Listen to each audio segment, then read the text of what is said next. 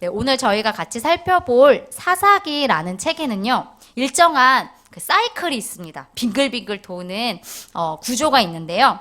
사사기를 집중해서 읽어보셨거나 아니면 사사기에 관련된 설교를 한 번이라도 들어보셨다면 아마 아실지 모르겠습니다. 이스라엘은 지난 과거를 돌아보지 못하고 살만 치면 죄를 짓습니다. 그러나 그들은 그 죄를 지음으로 인해 하나님께서 꾸중하시는 소리를 듣지 못하고 계속해서 죄를 짓죠. 네, 그러면 하나님께서 결국에는 심판하기로 결정하시고 이방 민족에 의해서 이스라엘이 고통당하게 하십니다. 자, 그렇게 되면 또 이스라엘은 그 고통 속에서 다시 하나님께 부르짖습니다. 하나님은 그 이야기에 응답하시고 구원시키실 사사를 등장시키시죠. 그렇게 사사가 등장하면서 다시 그 땅에 평화가 찾아오게 됩니다. 하지만 이윽고 또다시 이스라엘 백성은 죄를 짓게 되죠. 이 사이클이 계속 빙글빙글 사사기에서 돌게 되는데요. 이게 계속 반복되면서 횟수가 이렇게 늘어날수록 이스라엘의 죄악은 점점 더 심각해가는 모양새를 갖춰갑니다. 이스라엘의 영적 상태가 마치 나선형 상태로 이렇게 점점 하강하는 모양을 그리고 있죠. 그리고 그 소용돌이는 점점 더 커져서 온 이스라엘을 결국 삼켜버리게 됩니다. 하나님께서는 이스라엘의 죄로 인해 이스라엘이 심판받는 중에 부르짖게 되면 사사를 보내 구원을 시키시는데요. 그런데 사사하면 멋진 사람들이라고 생각하기 쉬우시겠지만 사실 이 사사만큼 못난 사람들도 없습니다. 사사기에는요, 총 12명의 사사가 등장하는데요. 소수를 빼고는 참 대부분이 못난 모습을 갖고 있습니다. 우리가 그 사사 중에 가장 잘 알고 있는 삼손에 대해서 한번 생각해 볼까요? 그는 이스라엘 백성을 블레셋으로부터 구해낼 중요한 사명을 받은 사사였습니다. 하지만 예쁜 여인의 꾀임에 빠졌고 또 그래서 결국 죽게 되죠. 우리가 방금 읽은 이 4장 앞장에 있는 곳에는 에훗이라는 사사가 등장하는데요. 이 에훗은 왼손잡이였다고 해요. 이 왼손잡이였다는 사실 표현은 왼손을 주로 썼다는 게 아니라 오른손에 장애를 갖고 있었다는 뜻이에요. 그래서 에훗은 이 장애를 갖고 있었던 사람이었고요. 또 육체적으로 부족했지만 이 성품에 있어서도 못난 사람이었어요. 자신을 신뢰하던 모압 왕 에글론에게 조용히 할 말이 있다고 속인 뒤 단둘이 남게 되자 숨겨왔던 칼을 빼서 에글론을 죽였죠. 그리고 급히 도망갔습니다. 이렇게 에훗은 아주 비열하고 파렴치한 살인자였습니다. 그런데 이렇게 못난 사사들 가운데 정말 멋지고 대범한 사사 한 명이 등장합니다. 바로 여자 드보라죠. 사사 에훗이 죽고 나자 이스라엘 백성은 또 죄를 범하였다고 성경은 기록합니다. 사이클이 다시 시작된 거죠. 하나님은 이스라엘 백성을 가나안의 왕 야빈의 손에 파셨다고 합니다. 여기서 이스라엘을 가나안 왕의 손에 파셨다라는 표현에 저희는 좀 주목해야 합니다. 이스라엘 백성의 위치를 상기시키는 표현이기 때문이죠. 팔았다. 이스라엘 백성은 하나님과 언약 관계를 이루고 있었습니다. 그들은 원래 본래 애굽의 노예였으나 하나님에 의해 자유를 얻게 된 몸이었죠. 그리고 하나님과 언약을 맺은 관계에 있었습니다. 나는 너희의 하나님이 되고 너희는 나의 백성이 되리라. 그러나 모든 언약의 조건이 있듯 이 언약에 또 조건이 있었습니다. 너희가 내 말에 순종하면이라는 조건이었죠.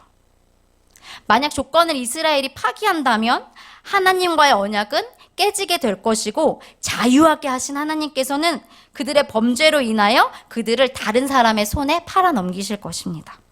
이스라엘의 운명은 하나님께 달려 있었습니다. 우리도 마찬가지입니다. 우리는 예수 그리스도의 십자가에 의해 그 보혈에 의해 구원을 받았습니다. 우리는 자유함을 얻었습니다. 새로운 생명을 얻었습니다. 하지만 여전히 우리의 운명이 하나님의 손에 달려있음을 기억해야 합니다. 훗날 하나님 앞에 섰을 때 하나님께서 우리를 향해 어떻게 부르실지 우리는 두려운 마음으로 기다려야 합니다. 내 딸아, 내 아들아 라고 부르실지 아니면 난 너 처음 보는데 하실지 말입니다. 요즘 한 바이러스로 인해 많은 사람들이 두려움과 공포에 잠겨 있는 모습을 보게 됩니다. 그런데 우리는 우리에게 언제 올지도 모르는 그 바이러스에 대해서는 두려워하면서 정말 언제 오실지 모르는 하나님에 대해서는 무감각하게 살고 있지는 않으십니까? 그렇게 이스라엘 백성은 가나안의 통치 아래서 20년간 압제를 당합니다. 그리고 그들은 다시 하나님께 부르짖고 여호와 하나님께서는 그 응답으로 사사를 보내어 주시죠. 이번에 그 사사는요, 라피돗의 아내 여선지자 드보라였습니다. 당시 고대 근동 사회에서의 그 여성의 위치는 다들 아시다시피 굉장히 낮았습니다. 현재 이슬람권 나라들에서 여성을 대우하는 것보다는 조금 나았겠지만 저희가 상상할 수 없을 정도로 좋은 대우를 받지는 못했죠. 위치가 굉장히 낮았습니다.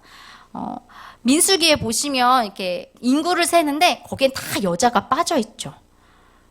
제가 같은 여자로서 기분이 조금 좋진 않지만 여성을 사람으로 보지 않은 거예요. 그런데 이런 사회에서 이 드보라가 사사가 됩니다. 한 여인이 한 민족을 통치하는 사사의 직무를 맡게 된 거죠. 이거 굉장히 의외스러운 일입니다. 여성을 비하려는 것이 아니라 당시 사회에서 말이죠. 드보라를 사사 되게 하신 분은 누구십니까?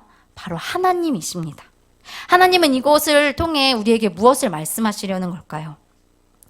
봐라, 나는 너희가 생각하지도 못한 방법으로 일한다. 나는 너희가 만들어 놓은 문화적 제한에 갇히지 않는다. 난 그것을 뛰어넘어 일한다. 하나님은 이렇게 우리의 생각과 방법을 뛰어넘어 일하시는 분입니다. 저희 같이 5절을 함께 보시죠. 읽겠습니다. 그는 에브라임 산지 라마와 베델 사이 드보라의 종려나무 아래에 거주하였고 이스라엘 자손은 그에게 나아가 재판을 받더라. 여기는 드보라의 위치, 드보라가 어떤 직무를 맡았는지가 잘 드러나는 구절인데요. 드보라가 앉아 있었던 이 종려나무 아래, 이 종려나무 아래는 상징적인 의미를 가지는 곳입니다. 종려나무 아래에는 보통 나이가 많고 존경을 받고 지혜롭다고 여겨지는 장로님들이 계셨어요. 그래서 백성들은 분쟁이 생기면 재판을 받기 위해 이 종려나무 아래로 갔습니다. 또한 종려나무는 성소 또는 제단이라는 의미를 가지는 장소예요. 하나님의 임재가 있는 곳, 하나님의 말씀을 듣는 곳이었죠. 드보라는 이런 곳에 앉아 있었습니다. 그리고 이스라엘 백성은 드보라에게 나가 재판을 받았습니다. 드보라는 이스라엘 백성을 통치하는 사람이었습니다. 또한 드보라는 하나님의 말씀을 듣는 사람이었습니다. 이스라엘은 20년간의 압제 속에 하나님께 부르짖게 되고 하나님께서는 이제 일을 시작하게 되십니다. 하나님께서는 드보라에게 나타나 당신의 구원 계획을 말씀해 주시죠. 그리고 드보라는 그에 순종하여 바락을 부르게 되는데요. 6, 7절에 이것이 잘 나와 있습니다. 하나님은 선택을 받은 바락을 불러다가 하나님의 명령을 전합니다. 납달리와 스불론 10,000명을 데리고 다볼산으로 가면 가나안의 왕 야빈의 군대 장관과 그의 군대를 무찌르게 하겠다라고 말이죠. 그런데 이러한 드보라의 명령에 바락이 어떻게 대답했을까요? 그 대답이 굉장히 의외입니다. 저희 같이 8절을 함께 보면 좋겠어요. 읽겠습니다.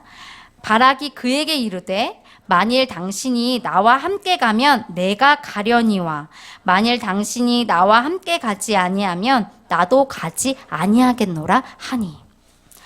바락은 가겠습니다, 못 가겠습니다의 대답이 아닌 다른 대답을 합니다.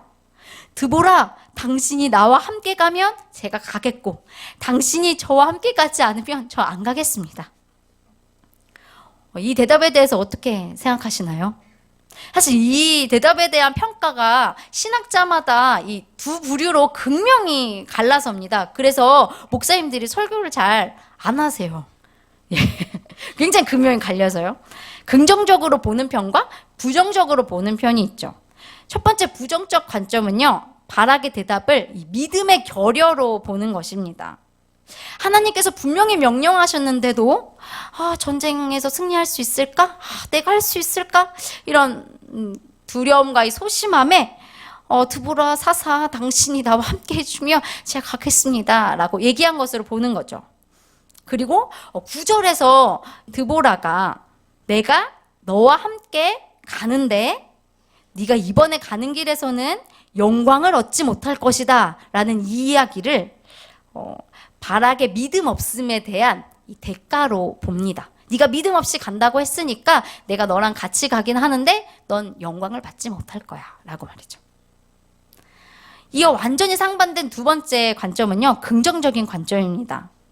9절에서 드보라가 내가 너와 함께 가긴 하겠지만 네가 영광을 받지 못하리라 하는 이 말을 믿음 없음에 대한 책망이 아니라 그냥 단순히 미래에 대한 예언으로 보지요. 그리고 바락이 드보라와 동행을 요구한 건 믿음이 없어서가 아니라 드보라가 하나님의 말씀을 듣는 자였기 때문이라고 해석합니다. 여러분께서는 어떻게 해석하는 게 조금 더 합리적이고 좀 더 성경적이라고 생각하시나요? 저는 많은 고민을 하다가 두 번째 해석을 선택하기로 했습니다. 근거는요, 첫 번째, 바락에 대한 부정적인 평가가 성경 그 어디에서도 나오지 않고요. 두 번째, 이 뒤에 보면 전쟁에 드보라가 참여하지 않았지만 바락이 군대를 끌고 가고 진짜로 그 싸움에서 이기게 됩니다. 또 세 번째, 바락은 드보라가 없었음에도 자신 있게 다볼산으로 갑니다. 이렇게 보면 이 긍정적인 해석으로 보면요, 바락은 참으로 하나님께 깨어있는 사람입니다. 그는 드보라와 동행하기를 간절히 바랬죠.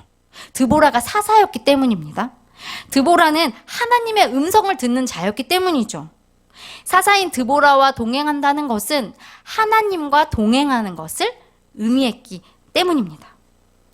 바락은 갑작스런 하나님의 명령에 잠시 당황했을 것입니다. 섣불리 용기도 나지 않았습니다. 하지만 그는 하나님의 명령을 거절하지 않았습니다.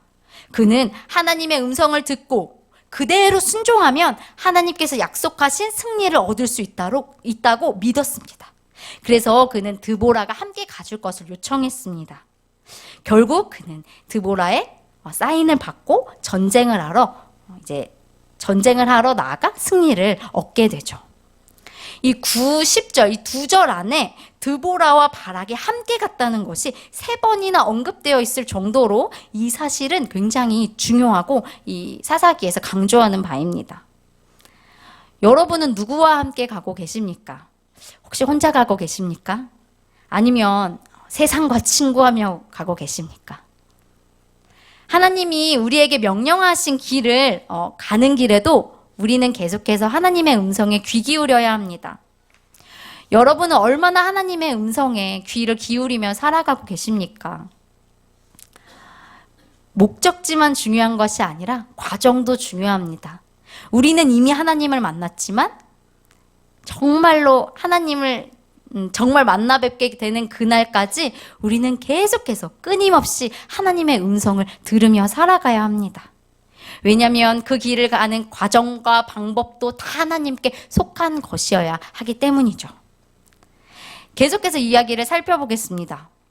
바락의 이야기에 드보라는 기꺼이 동행해 줄 것을 약속하면서 한 가지 이야기를 덧붙이죠. 아까 말했던 부분인데요. 그래도 같이 9절 읽어보실까요? 이르되 내가 반드시 너와 함께 가리라. 그러나 내가 이번에 가는 길에서는 영광을 얻지 못하리니 이는 여호와께서 시스라를 여인의 손에 파실 것임이니라 하고 드보라가 일어나 바락과 함께 게데스로 가니라. 이 말인즉슨 전쟁의 영광을 전쟁에 나간 바락이 아니라 다른 한 여인이 얻게 될 거라는 예언입니다.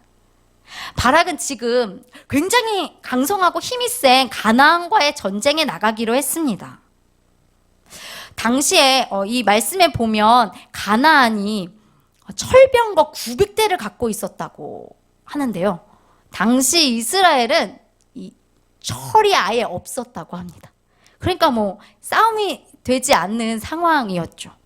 하지만 바락은 하나님의 명령이기에 나가기로 했습니다.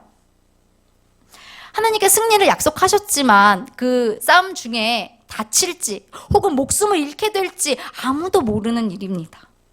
그런데 그렇게 싸워봤자 영광은 다른 사람이 가져갈 거라고 말합니다.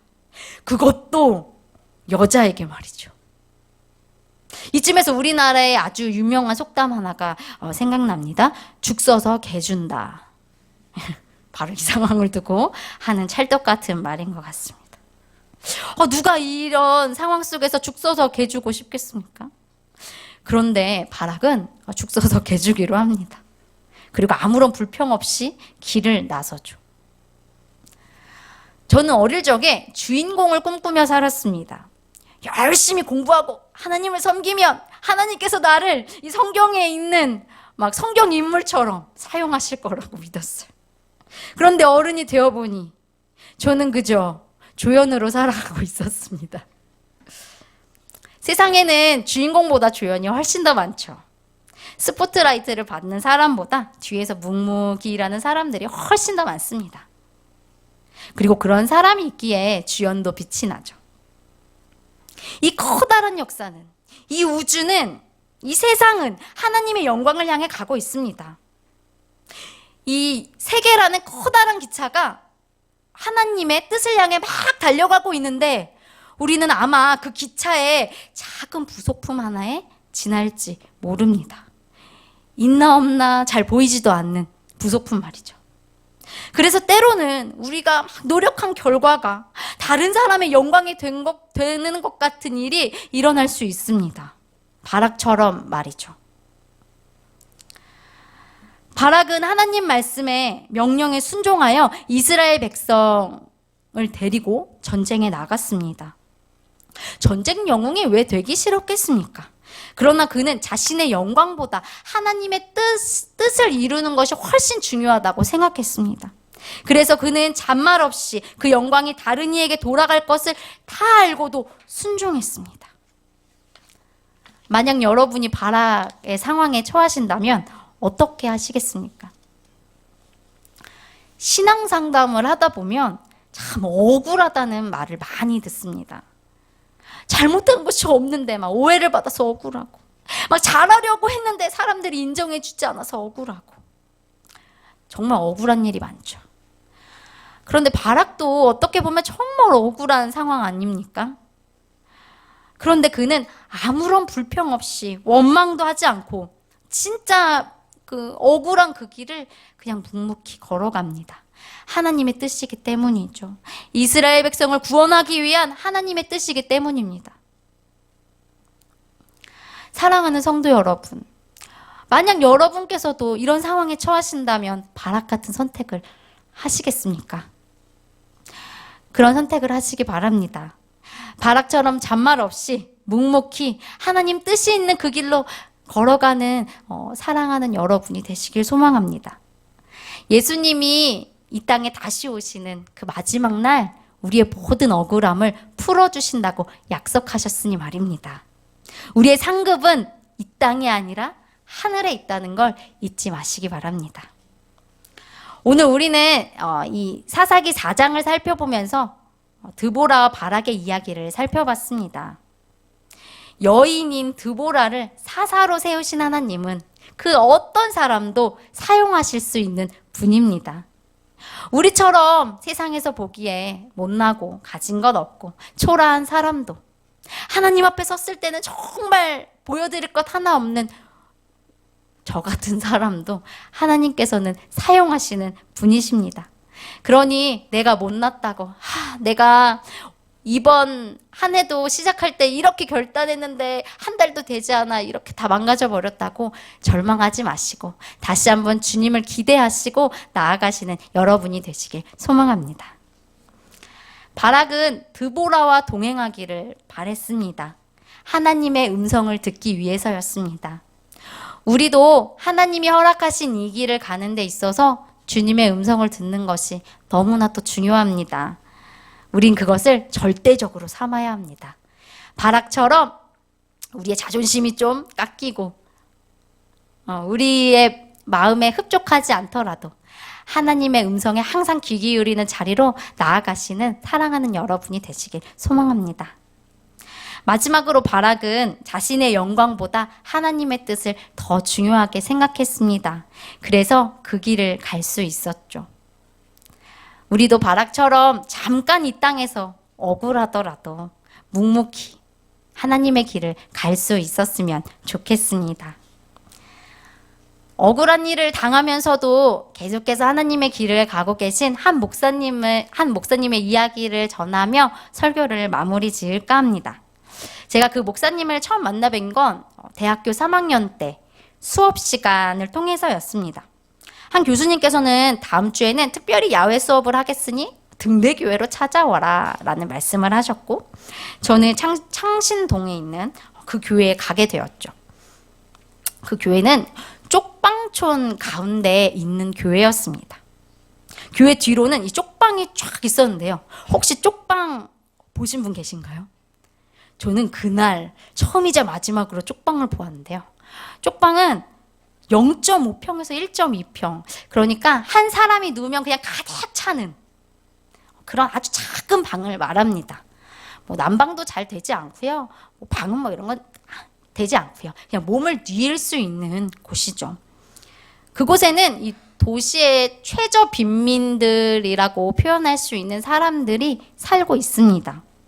노숙을 하다가 국어를 하거나 일을 조금 해서 돈이 조금 생기면 들어가는 곳, 그것이 바로 쪽방이거든요.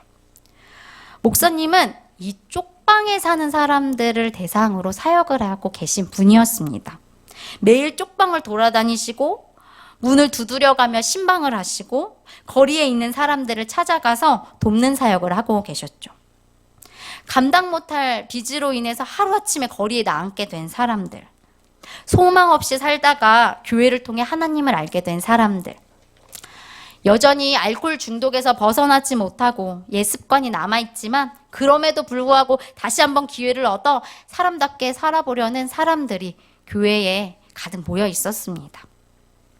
호적이 없어서 생계 지원을 받지 못하는 사람을 위해 호적을 얻을 수 있게 도와주시고, 쪽방 방세가 밀려서 쫓겨나게 된 사람에게 방세를 내주시고, 하루에도 수십 번씩 싸우는 사람들을 말리러 목사님은 거리로 나가셨습니다. 술에 취한 사람에게 욕을 먹는 게 다반사였고 이유 없이 뺨을 맞는 일도 많았다고 했습니다. 몇 달 동안 공들여서 겨우 교회에 나오게 된 사람이 그 다음날 다시 도박장에 가 있는 걸 보신 적도 많다고 했습니다. 교회 쉼터에서 몇 달을 함께 하던 사람이 현장장 남긴 채 헌금을 몽땅 훔쳐서 달아난 일을 겪기도 하셨다고 했습니다. 전 사실 이런 이야기를 들으며 목사님 오래 사역은 못 하시겠구나 했는데요. 며칠 전 목사님이 아직도 사역하고 계시다는 기사를 보게 되었죠.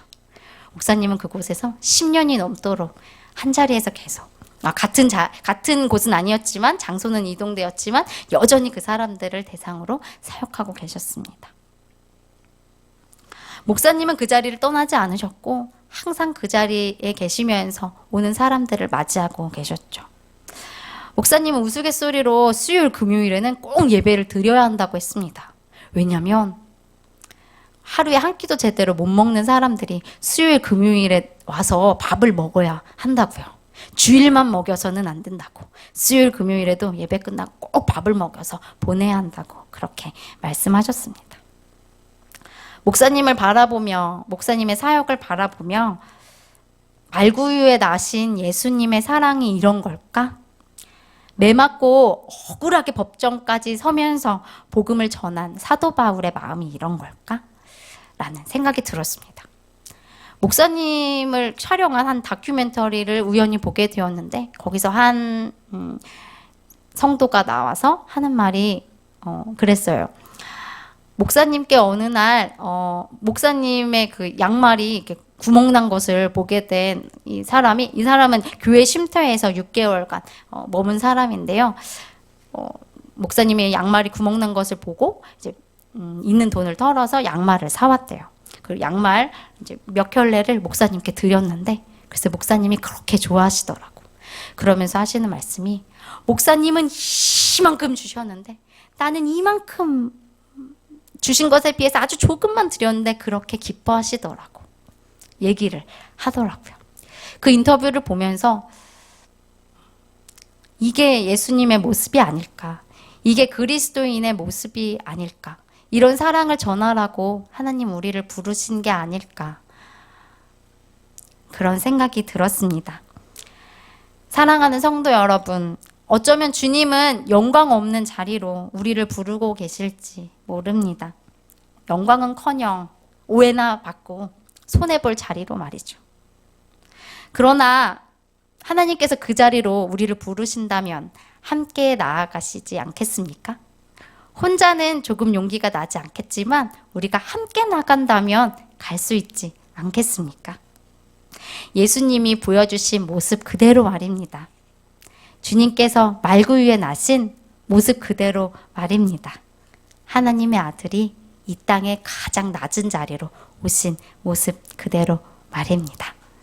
하나님께서 오늘 우리가 기도하는 중에 우리가 나아가야 할 곳, 영광 바라지 않고 손해볼 수도 있고 오해받을 수도 있지만 우리가 꼭 나아가야 할 그 자리를 하나님께서 이 시간 우리의 기도 중에 알려주시기를 소망합니다.